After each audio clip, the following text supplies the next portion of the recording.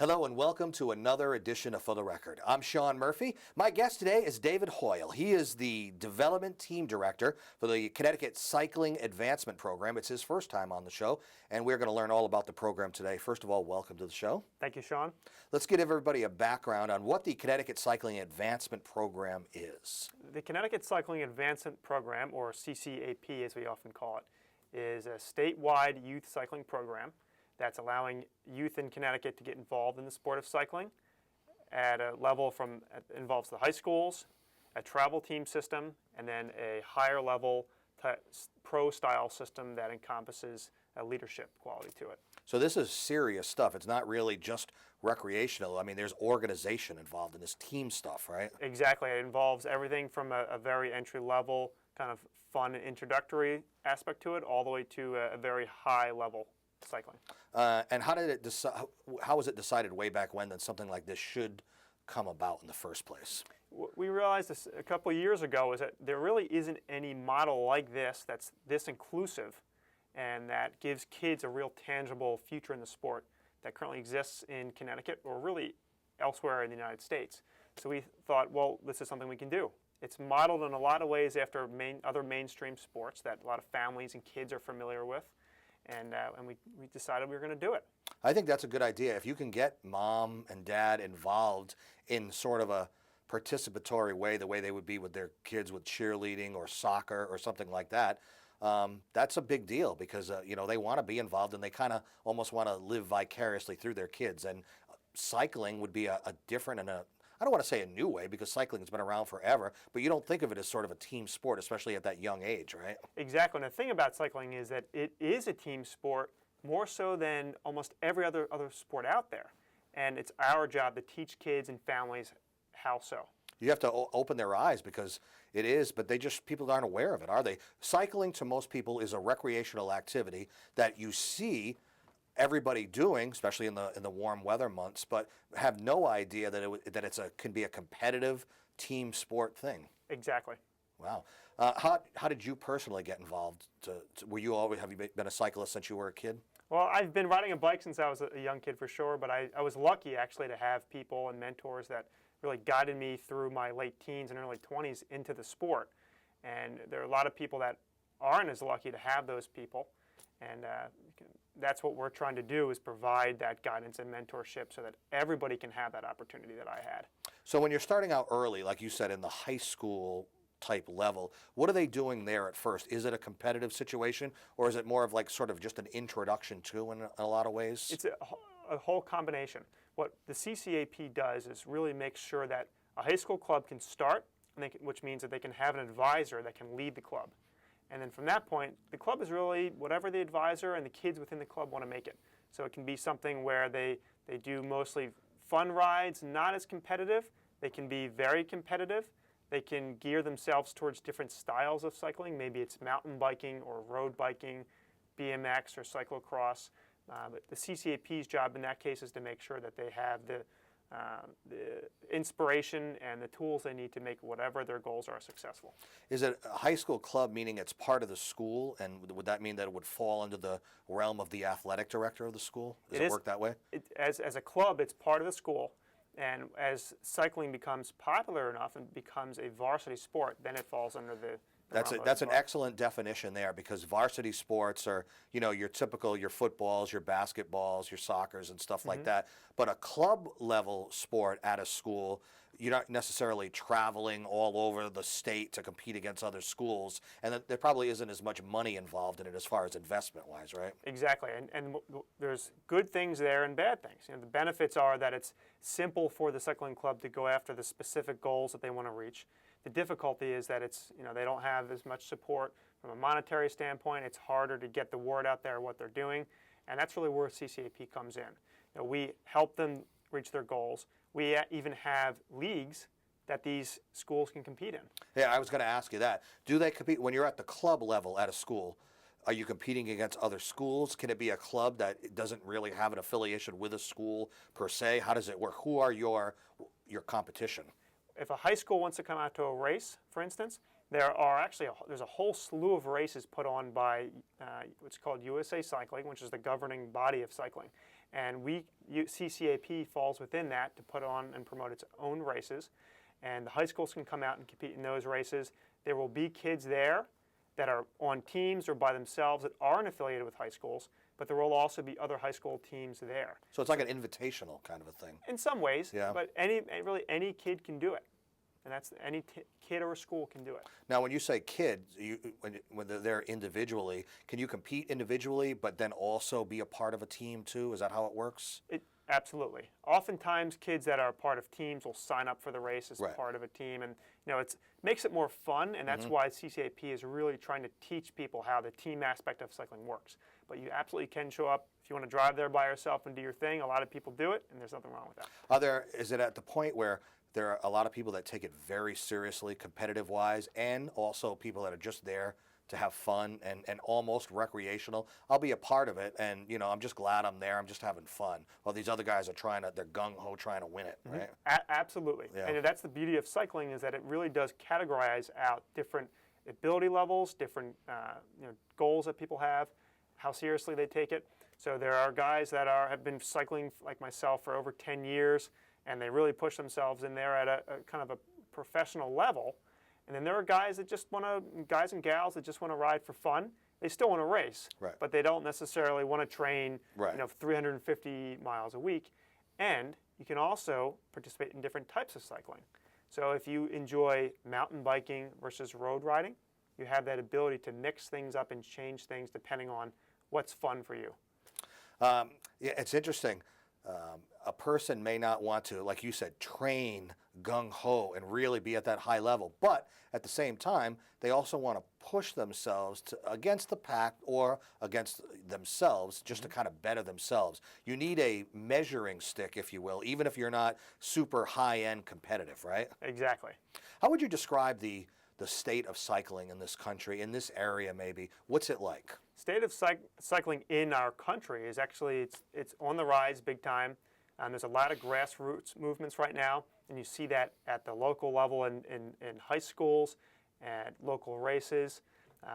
In Connecticut specifically, it's excellent. And Connecticut is really on fire for cycling. I mean, everybody that goes out and drives around on the weekend, you see tons of cyclists, all ages. If you go out onto a bike path, you'll see families, all ages, and they're packed. And cycling actually is on the cusp right now of possibly helping Connecticut to become the cycling state. Is that right? Is that how? And that's interesting because you're talking about a New England state where it's seasonal. So, there's some harsh winters here. So that means those months are taken out of the equation, right? Right. But in a lot of ways, that plays to the strengths of cycling, because people can really have a lot of fun through the warmer months and then shift gears and do a different sport. So they can build up to the months when they really want to have a great time and then shift to something else. Or if you're really that fanatical about it, you can do stationary for the time that you can't be outside. Exactly. Right? And there are a lot of people that ride right through the cold months. They just layer up. Yeah. And I would imagine the popularity of cycling in general, just because of the more coverage that things like big, worldwide events like Tour de France gets. It's getting prime time national coverage. You're starting to recognize who the cyclists are. You want to root for the guys in your own country. So maybe some kids are watching that and trying it out, and seeing if they like it. And it turns out that they do like it. Exactly. Yeah. Let's take a break and come back. I want you to give out the website for the Connecticut Cycling Advancement Program, and then we'll come back. Sure. The website is ctcyclingadvancement.com. All right. We'll take a short break and come back. I'm Sean Murphy. This is For the Record. Stay with us.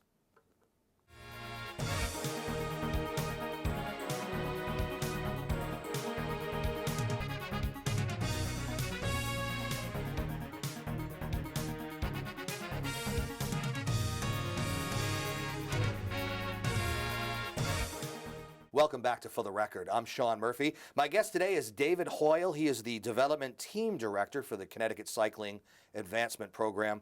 We mentioned the website before we went to the break. What's on the website for people to go and see and do? The website has a whole slew of information there. Most importantly and most fun is it lists our events that we're having, and things that people can see to participate in the sport. It also shows the different teams that we have, so you can participate and sign up for those. Great. If people watching this show, kids and maybe their parents, moms are always concerned about, the safety when their kids start a sport for the first time. What can you say to them to maybe alleviate their concerns? We all know about the helmets and all the pads that you wear and everything. Kids are going to fall and get scrapes and stuff like that. But alleviate some of their concerns if you can. Absolutely. Yeah. Cycling is actually a very safe sport. If you take into account the number one fear, which is traffic, and you consider people driving cars all the time, every time you go into a car, you're against the fear of traffic, right? So bicyclists and learning the proper road rules as a young person, that's the number one thing you can do to be safe. And if you look at the way that people get hurt on bikes, if you learn those proper road rules, you'll be very, very safe. Isn't biking on the road, isn't it opposite of runners? Like one is against the flow of traffic and the other is with it, right? Exactly. Which one is which? Bicyclists have to ride with traffic. So you ride it just as if you were a car. Okay. And is it because you're on a device and you're going a little bit faster where, it's the obligation of the rider or the driver to be able to see the runner so that he's going in the opposite? Is that how it works? Yeah. Yep. And bicycles move fast. Yeah. So if you had a bicycle coming at you in a car, you'd have to have a really quick reaction time in a car to get around somebody. Right. And that just makes it more dangerous. Tell me about the technology of bicycles these days.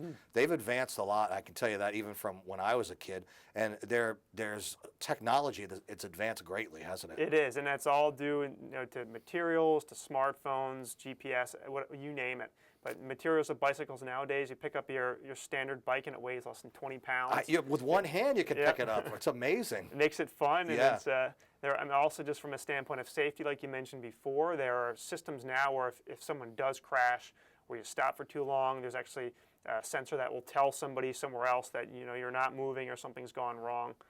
So the technology is out of this world for bikes. It's really fun. Now, when you say smartphones, like one example is you can track your route, you can track your progress, maybe like we talked about before, try to better yourself. So there's things like that. What else? Maps and everything. Yeah, there are GPS maps. You Yeah. can see the routes that you've taken. One of the most popular things nowadays is actually a system that allows you to virtually race people.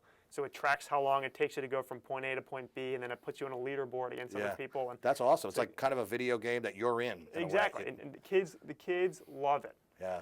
And now they have on the real high-end stationary bikes, now they have like the courses where you can actually do the Tour de France if you're up to that level, or different parts of it, maybe kind of skip over the tough hills and stuff like that. So technology has advanced. If a person were to, if they decided they want to start out with cycling and they went into the typical bike shop, is that a good place to start? Do they have the knowledge to be able to inform you of how you should start out? There's no reason to necessarily go gung-ho on your purchase initially, especially when you're kind of feeling it out, right? Exactly. And bike shops are such a great place because they have all of the information.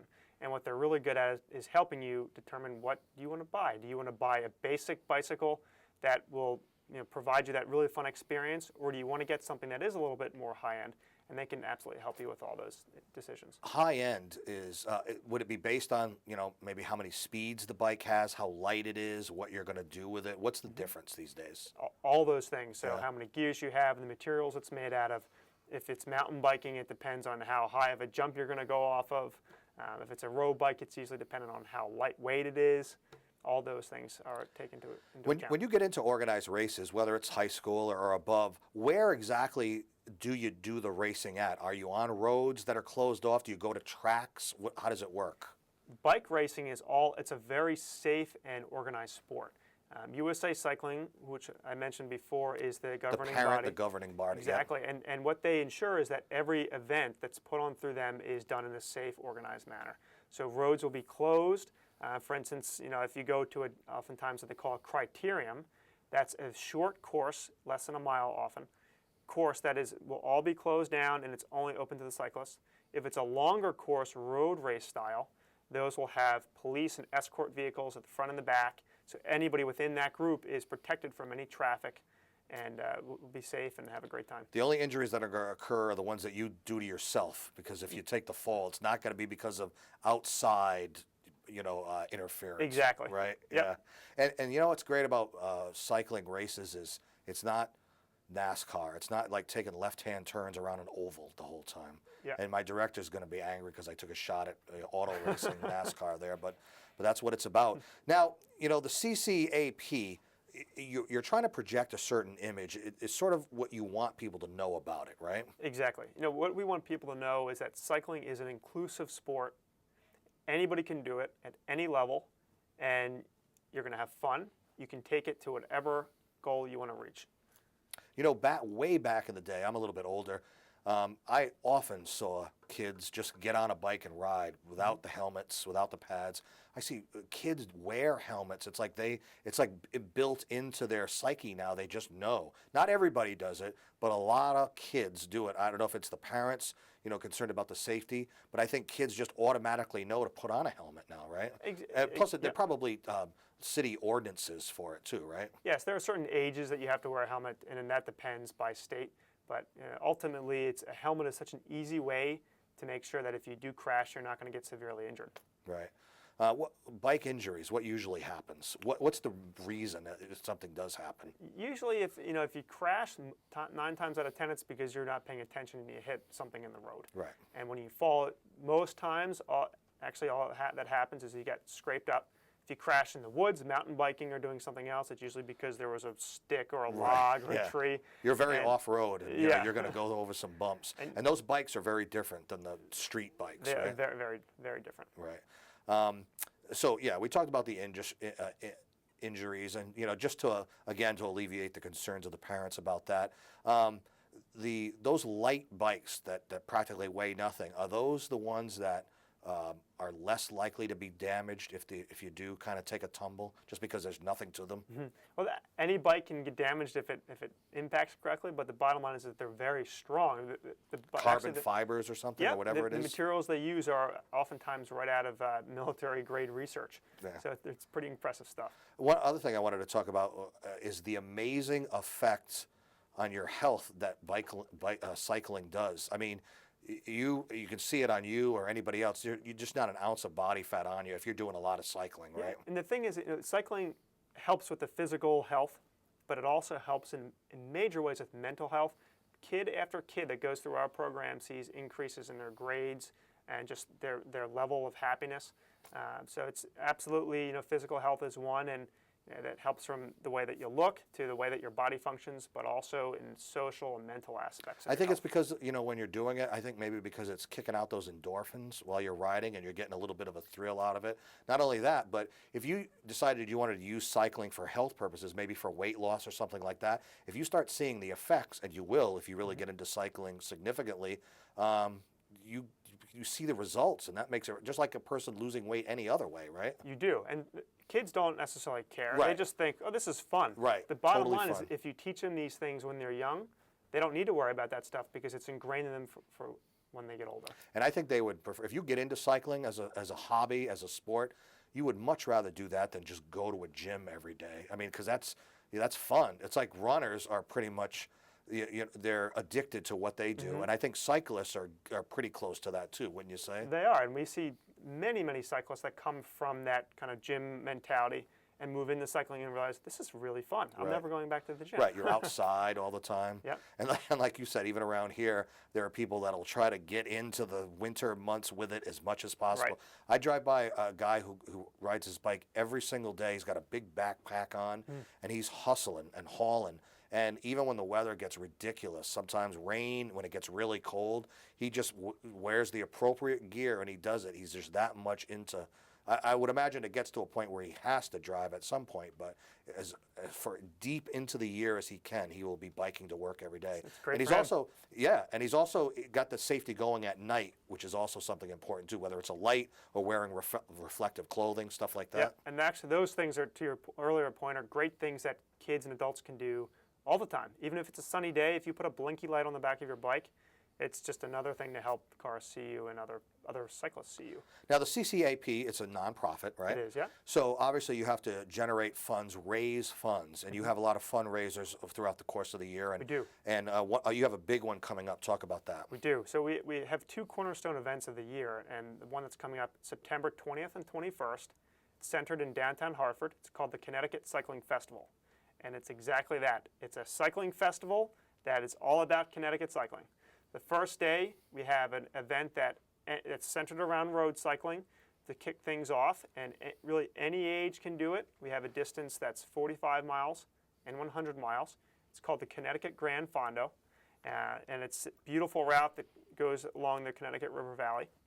And then we have a couple events that evening, including what's called a CompuTrainer race. So kids can come, adults can come, and they can race virtually on these bike setups that we have hooked up to a computer. Sunday rolls around and we close down downtown Hartford. Wow. And we have events that include short course criterium racing, which is like the F1 car racing of cycling. It's awesome, to watch, to take part in. And again, anybody at any skill level can do that. We have a variety of different races. We're going to have an urban mountain bike race, so adults and kids with mountain bikes can come and they can race on this course that we're going to set up, essentially obstacles and other fun urban things. We're going to have a 5K running race. So for people that aren't quite sure that they want to participate in cycling but want to watch the event, they can still participate in an athletic event that day. It's interesting. That's the first event that you mentioned that actually didn't directly involve cycling. You can have events where you're not necessarily doing the cycling, right? Exactly. Yeah. And are you always looking for people to, at some of these events, even if they are unable or maybe not quite ready to participate, maybe volunteer in some other capacity? 100%. Part of being an organization like we are and a nonprofit, we're always relying and looking for help, really, relying on volunteers to help us put events on like this. And this event will require about 50 volunteers. It's a lot of people. Right. So, people that love cycling, don't know much about it, but just like the idea of it, it's an awesome way to have fun, but not necessarily participate yet. Right. And learn a lot about it, too. Exactly. Tell me about your title, Development Team Director. What does that mean? Sure. That means that I get to do all the fun things that include, helping the kids ride on the team and teaching them how to cycle as a team. It means that I also am developing the organization from kind of a funds standpoint, from event standpoint, all those things.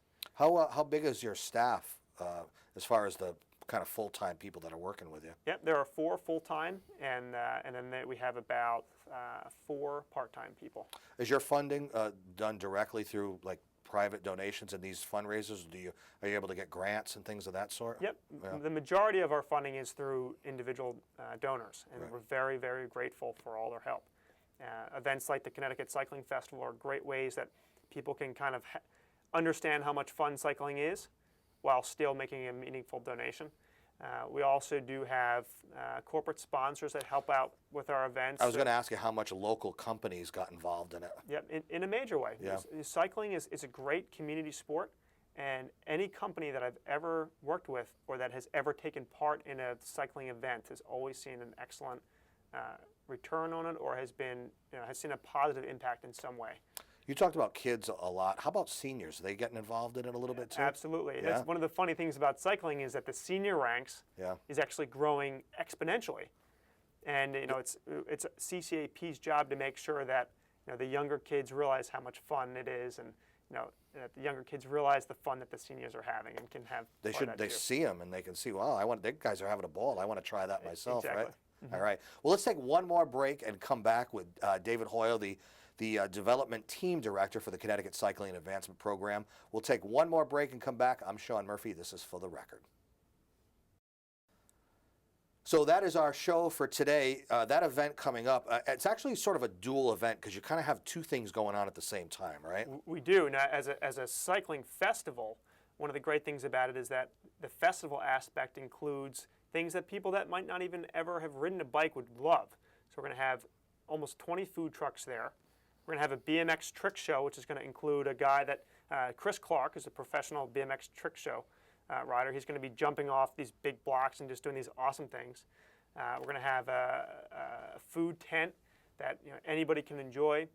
There's going to be a live band there, and a whole slew of other activities that are absolutely worth coming to downtown Hartford to watch. And that's going on the same time as the event itself, right? Exactly. So while you're enjoying all these things within the expo area, there'll be bike racers zipping by you, and it's going to be awesome. The date and time and place? That will take place on Sunday, the 21st, all day from 8 a.m. until about 5 p.m. All right, and one more time on the website. It's www.ctcyclingadvancement.com.